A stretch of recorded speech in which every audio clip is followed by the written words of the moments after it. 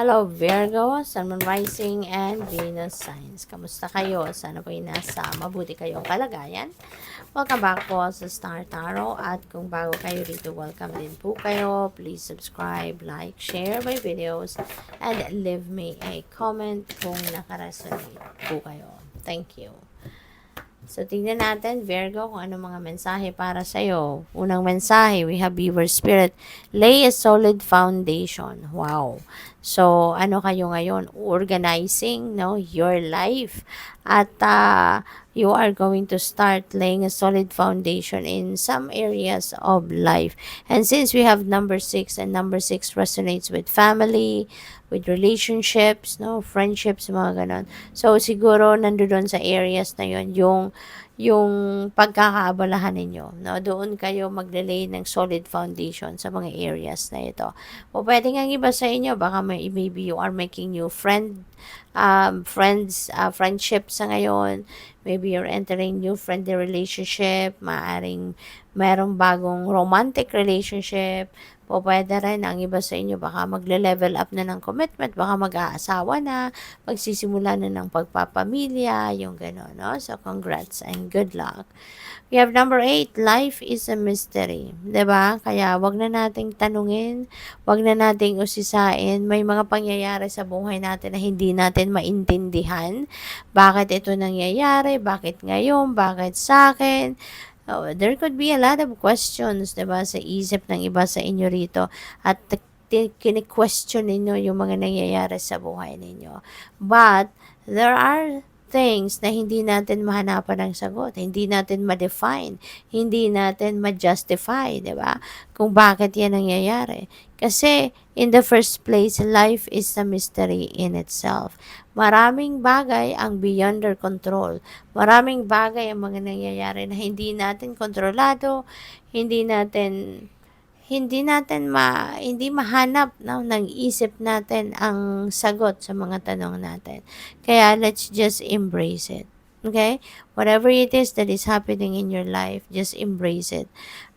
Just let it happen. 'Di ba? So be it. Kasi wag kayong mag-alala. One day, no? One day the universe will show you, or ipapakita sa iyo ng divine universe one day kung bakit, no? Kung bakit nangyari yung mga bagay na yon na pinagtataka ninyo. One day you will understand, no?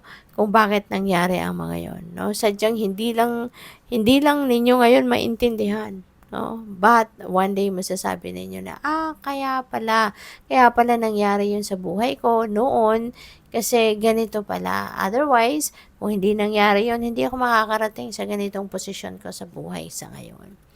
So, what else? We have number 41, Nightingale Spirit, love is all around. Wow, Virgo.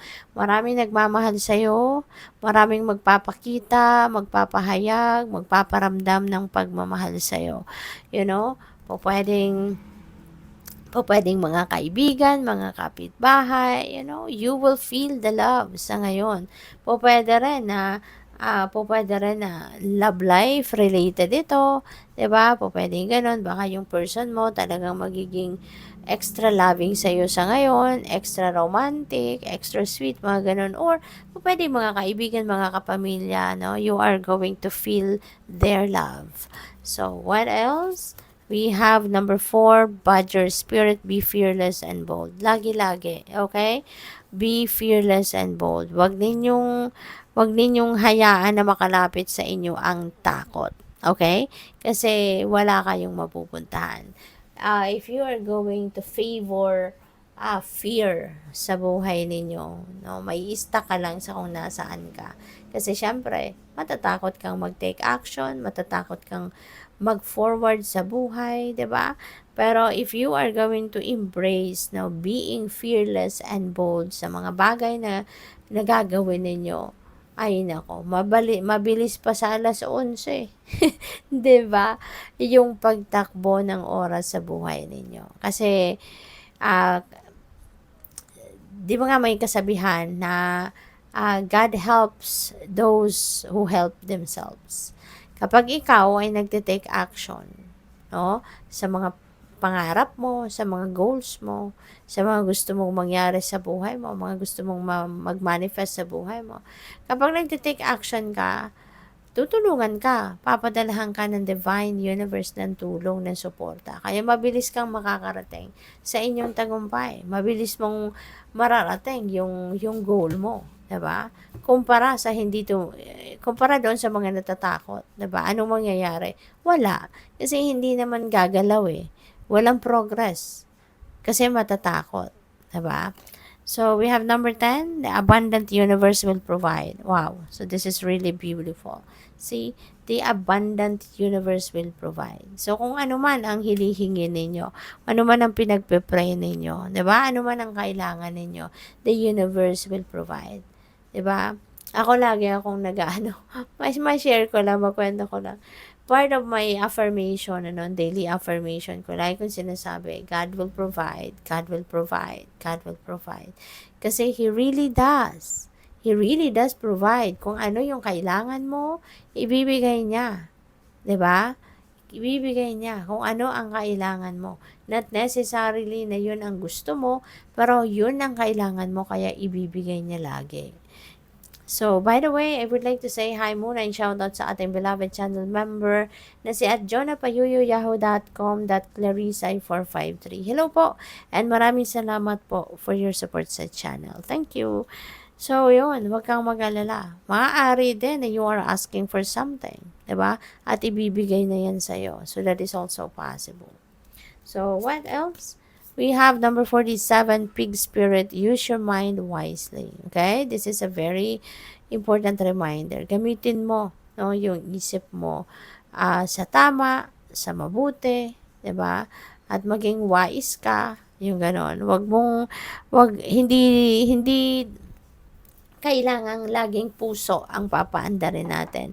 May mga pagkakataon na kailangan din natin paandarin both, no? Both heart at ang isip natin. At meron din mga pagkakataon na dapat ang isip lang natin ang dapat gamitin natin, lalo-lalo na sa mga major decisions. Okay?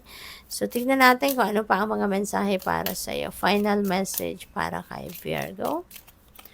We have go into nature and clear any negative thoughts or energies you may have. Kasi baka matagal na kayong hindi rin na nakakalabas ng bahay. No? Maaari you are confined inside the house.